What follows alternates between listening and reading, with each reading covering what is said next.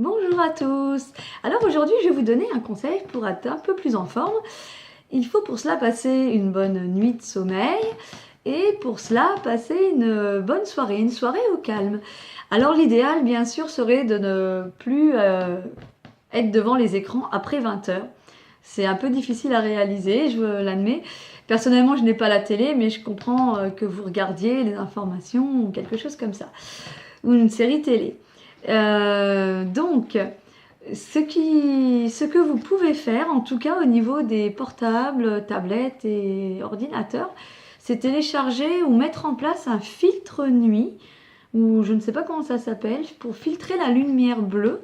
Moi, sur mon portable, j'ai téléchargé un filtre nuit qui bloque donc cette lumière bleue, ça donne des couleurs plus chaudes, et c'est cette lumière qui, en fait, donne l'info à notre cerveau que ce n'est pas l'heure de se coucher. Donc, c'est vraiment utile de régulariser cette lumière et ça améliore vraiment nos capacités à s'endormir.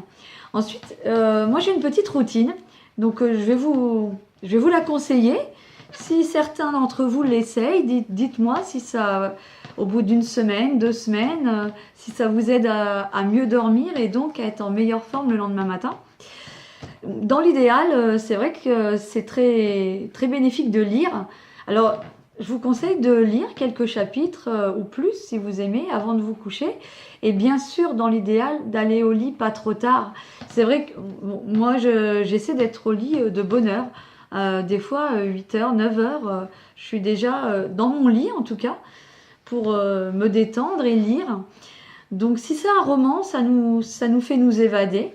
Et si c'est un livre d'histoire ou un magazine, des articles, des choses comme ça nous apprend des choses.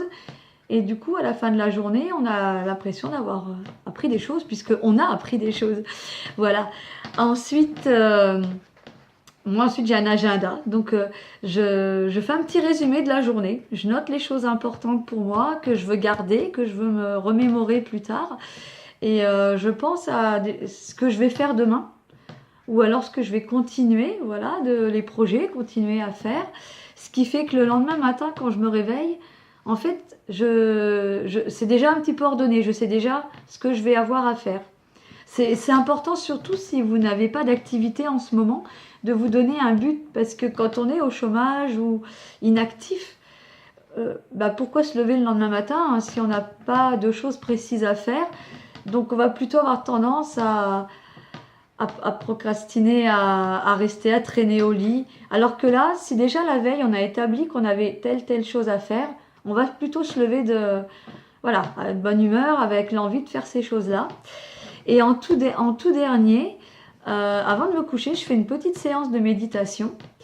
Alors je sais que beaucoup me disent, mais moi je n'arrive pas à méditer, je n'arrive pas à contrôler mes pensées.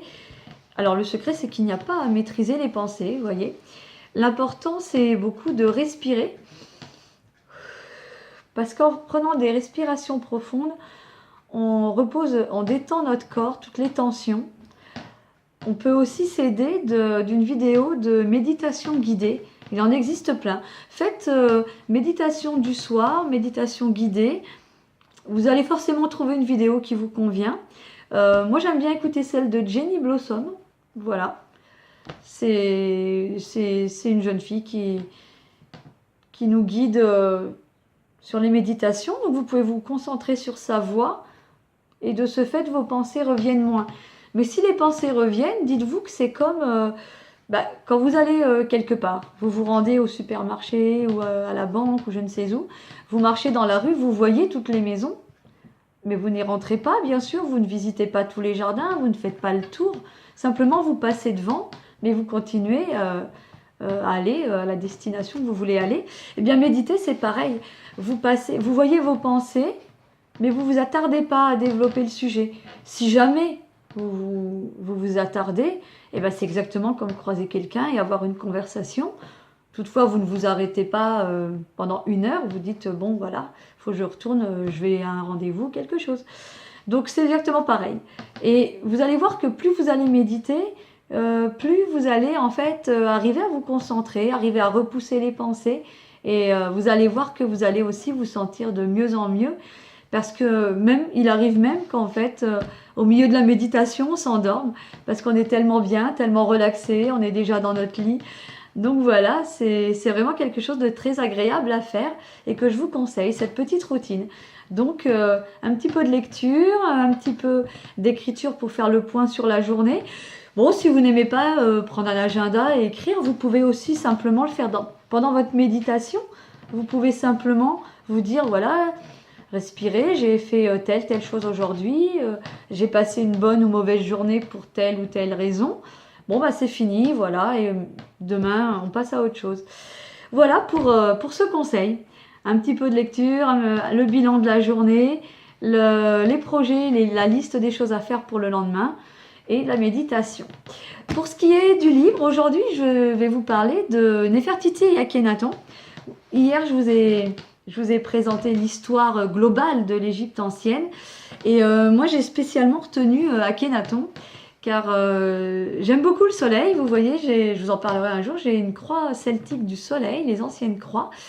Et quand j'ai découvert que Akhenaton, qui était donc un pharaon qui régnait vers 1355, 1340, il n'y a rien qui est vraiment précis en égyptologie.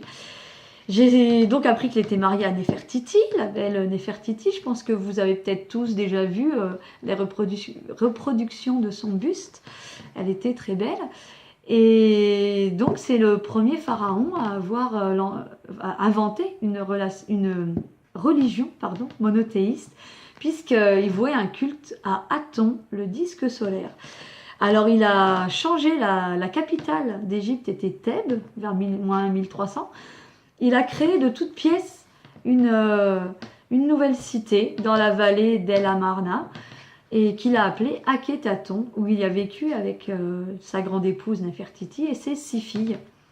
Et c'est le premier pharaon qui a en fait exposé sa vie intime par des reproductions, des portraits, des scènes d'amour avec Néfertiti, mais aussi des scènes de chagrin quand il a perdu une de ses filles.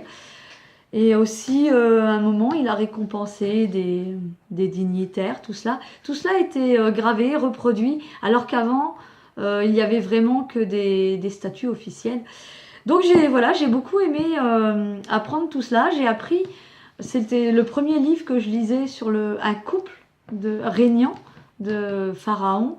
J'ai appris que le pharaon régnant, en fait, c'était un couple, le couple royal. Et quand le pharaon était à la guerre, c'était la grande épouse qui régnait, qui dirigeait le pays. Donc la femme, la première dame ou la reine avait vraiment un grand rôle. Donc voilà, c'était vraiment très, très intéressant, très édifiant. Donc je vous le conseille. Néfertiti et Akhenaton de Christian Jacques. Et Christian Jacques, vous connaissez peut-être, c'est un écrivain qui est très connu, qui a beaucoup écrit sur l'Égypte. Voilà. Et ben, je vous souhaite une bonne journée. À bientôt. Au revoir.